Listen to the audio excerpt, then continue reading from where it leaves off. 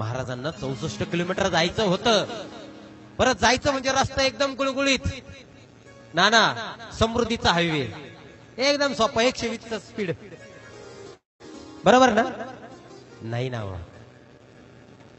आता सिद्धीची नजर चुकून जायचं म्हटल्यावर रस्ता कसा निवडला असेल तुम्ही लक्षात घ्या की ज्या रस्त्याकडे कोणाचं लक्ष नाही, आडवाट, बरं त्या जंगलात वाघ, सिंह, श्वान, अजगर, दलदलीचा रस्ता. बरं आता या मावळ्यांना जायचं म्हणजे पायामध्ये चपला घालून चालणार नव्हते, कारण पाऊस चालू होता. पावसाळ्याचे दिवस होते लक्षात घ्या.